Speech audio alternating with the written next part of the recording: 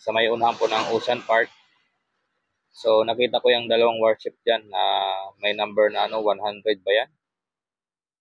At ito rin po yung kaganapan natin sa Manila Bay. Ayan. Natin mga kababayan at nag-i-enjoy sila kahit sobrang init sa pamamasyal po dito sa Manila Bay.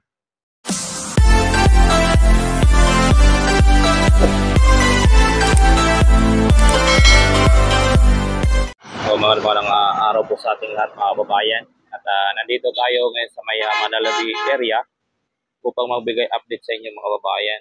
So meron tayo dito napansin na may bagong may dalawang dito na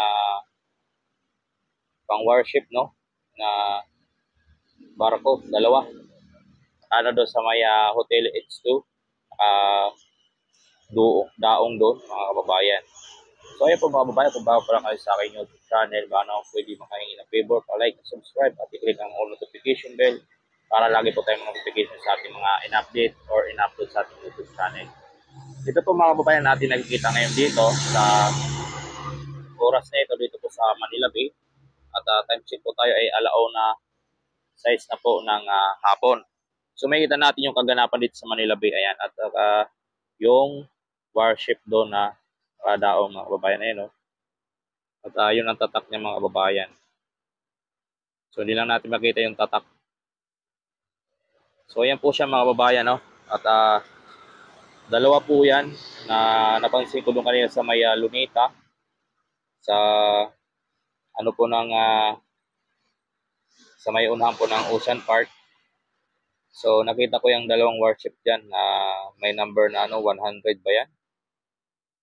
At ito rin po yung kaganapan natin sa Manila Bay. Ayan. Natin mga kababayan at nag-i-enjoy sila kahit sobrang init sa pamamasyal po dito sa Manila Bay. So dalawa po yan mga kababayan, magkadikit na po doon sa area. At nakita lang po natin ngayon dito kaya napabideo tayo. Ayan. Dalawa po yan mga kababayan, barko. So di lang natin alam kung kailan yan dumaong dito. At ngayon lang ako napadaan ngayon dito sa Manila Bay. Ngayong araw ng linggo, ngayon lang ako napadaan dito mga kababayan. Makikita naman po natin, nakadaong sila, dalawa. Doon yan sa may po ng hotel na H2 na yan, Hotel H2, ayan.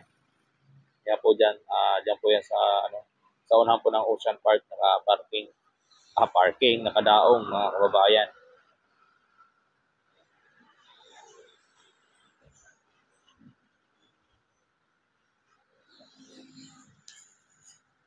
So ito naman po ang ating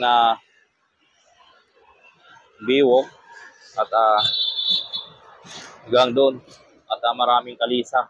So doon sa may Ocean Park mga kababayan, ang dami ng mga street food, Ang dami mga paninda doon, mga street foods.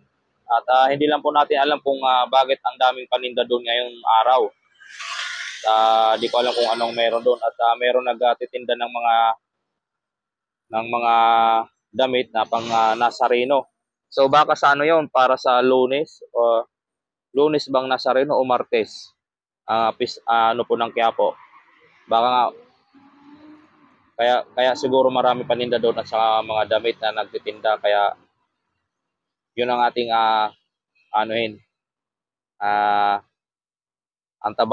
i-update bukas kung makadaan tayo, kung sarado dito sa Lunita. So, di lang natin alam kung maka-update tayo bukas mga kababayan. Di lang ako sure mga kababayan. So, balik tayo dito sa area po ng ating in-update. So, ayan po mga kababayan, ang barko na ngayon na napaka-laki, dalawa. At, ayan, Ayan po yan mga kababayan, dalawa na barko. Di lang natin alam kung anong barko yan, kung US o basta at hindi natin alam kung saan galing yung barko na yan. Siguro ko US yan mga kababayan. Kasi yan naman po ang lagi nagdadaong dito, US o kaya Japan ata yun na isa. So So yan lang po mga kababayan.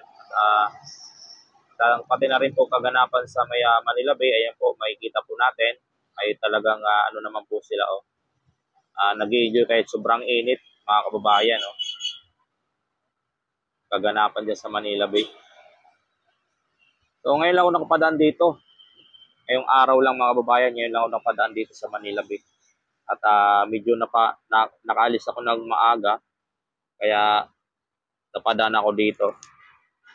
Kasi matagal na rin po ako dito hindi nakapag-update, no? Dito tayo nag-umpisa sa Manila Bay.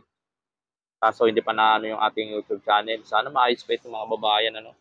Kasi sayang, 3 years na itong YouTube channel ko at 6 months na ako walang sahod dahil nga po sa violation. Hindi pa ako nakapag-reapply. Naubusan ng watch hour. Pero ang watch hour ko, 300 na lang mga kababayan. Sana supportahan niyo po ako mga kababayan, no? At 300 watch hour na lang po ang kulang sa aking watch hour. Sana ma-reach natin at matanggap na po may ano pong ating pag-reapply. Sana nga po kaawaan tayo na maayos na itong ating channel mga kababayan. Saka yung reclamation dun mga kababayan. Yan. Yan po ang waterfront city.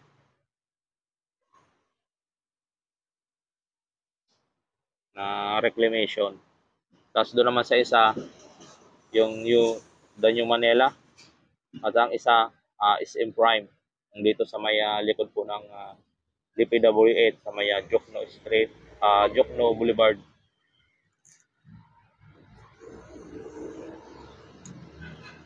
Tuloy-tuloy lang po tayo mga kababayan sa pagbigay update at balik tayo dito sa ating ina-update na nakita nating barako na dalawa.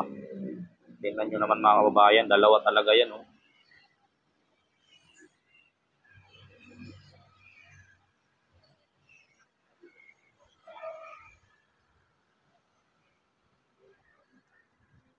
May nakikita akong bandila, yan di lang maano kung anong bandila. Amerika nga, mga kababayan. Bandila ng Amerika, ayan So, US nga to na warship ditong dalawa na dumaong sa may H2. Diba? Dalawa yan, Dalawang warship yan, mga kababayan. So, ayan lang po mga kababayan ang ating update sa araw na ito dito po sa ating Manila Bay. Dolomite Beach na ating nakita ngayong araw. Itong dalawang warship na barko na galing US, na dumaong dito. So ayan po mga kababayan at huwag niyo kalimutan i-subscribe at i-like at i-share ang ating video sa ating YouTube channel, sa ating mga Facebook, sa mga kaibigan. Sana supportahan niyo po mga kababayan itong ating video nito at 300 watch hour na lang po ang kulang. Maraming salamat. God bless po sa inyong lahat. Magandang hapon, magandang umaga, magandang gabi sa ating lahat sa Luzon, Visayas at Mindanao. Maraming salamat and God bless po sa inyong lahat. Hanggang dito na lang po mga kababayan.